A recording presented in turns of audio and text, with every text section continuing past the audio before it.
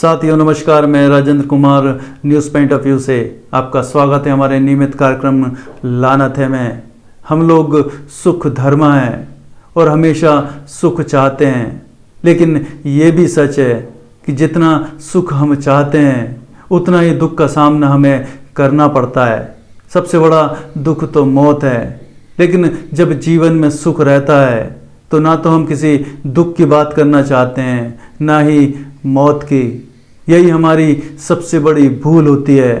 जब अनायास ही जीवन में दुख आ जाता है या दुख दिखाई देने लगता है या हमारा अहंकार टूटने लगता है या हमारे सुख वैभव छिनने की नौबत आ जाती है तो हमें जोर का झटका लगता है और कई लोग तो अपना मानसिक संतुलन खो बैठते हैं।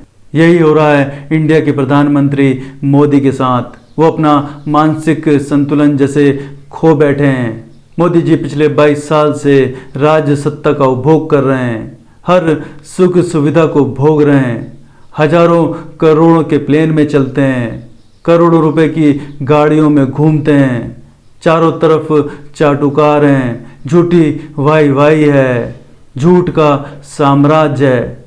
मोदी जी ने प्रधानमंत्री का पद योग्यता से नहीं पाया है, बल्कि देश में नफरत फैला के, देश में जनता के बीच डर पैदा करके और पूंजीपतियों की मीडिया की मेहरबानी से पाया है। प्रधानमंत्री मोदी ने अपने आसपास इतना झूठा वैभव बना लिया है कि वो इससे बाहर ही नहीं आना चाहते। उन्होंने इतनी नफरत फैला रखी है, इतने दुश्मन बना लिए हैं कि वो सत्ता मुक्त होने की कल्पना ही नहीं कर पा रहे हैं। मोदी जी सच का सामना ही नहीं कर पा रहे हैं, इसलिए अनर्गल बयान दे रहे हैं जो इस और इंगित करता है कि मोदी जी सामने दिखती हार को स्वीकार ही नहीं कर पा रहे हैं। मोदी जी की बौखलाहट बढ़ती जा रही है। उनकी पार्टी में ही उनकी पकड़ ढीली हो रही है। उनका हर दांव उल्टा पड़ रहा है। उनकी जल्लाहट इस बात से ही समझ आ रही है कि वो विपक्षी पार्टी के नामकरण पर ही बेमतलब सवाल खड़े कर रहे हैं। ये मोदी जी के मानसिक विचलन को दर्शा रहा है। आज मोदी जी का साथ दो चार चाटुकारों को छोड़कर कौन सा भाजपा का समझदार नेता दे रहा है? चाहे वो गौतम अडानी का मामला हो, चाहे ब्रजभूषण का मामला हो, चाहे मणिपुर हादसा हो, किसने साथ दिया? हिटलर भी सोचता था कि उसकी सत्ता हमेशा कायम रहेगी, लेकिन न तो सत्ता ही कायम रही और हिटलर ने अपना जीवन तो खुद ही डर के कारण और ग्लानिवश खत्म कर लिया।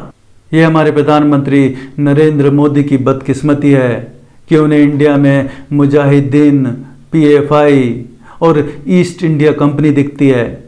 काश हमारे प्रधानमंत्री पढ़े लिखे होते, काश उनकी बुद्धि का विकास हुआ होता, काश वो ब्रेन वॉश के शिकार नहीं होते।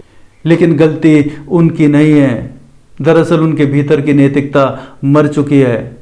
उनको इंडिया में भारत के लोग नहीं दिखते, उनको इंडिया में मणिपुर नहीं दिखता, उनको इंडिया के युवाओं का भविष्य नहीं दिखता, उनको इंडिया की महिलाओं पर हो रहे अत्याचार नहीं दिखते, उनको इंडिया के दलितों पर हो रहे उत्पीड़न नहीं दिखते। मोदी जी इंडिया का असली अर्थ नहीं समझते।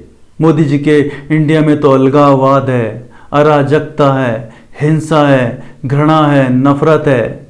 हमारे इंडिया में तो हम भारत के लोग हैं। असल में मोदी जी को भारत के लोगों से दिक्कत है। इसमें कोई दो मत नहीं है कि प्रधानमंत्री अपना मानसिक संतुलन खोते जा रहे हैं। अगर भाजपा 2024 में सत्ता से बाहर हुई तो हो सकता है कि उनको सीधे मेंटल हॉस्पिटल ले जाना पड़े। इतनी सुख सुविधा होने के बावजूद इतना प्रेशर में कौन रहता है? मुझे तो लगता है कि प्रधानमंत्री के पास शांति और चैन नाम की कोई चीज ही नहीं है। नमस्कार।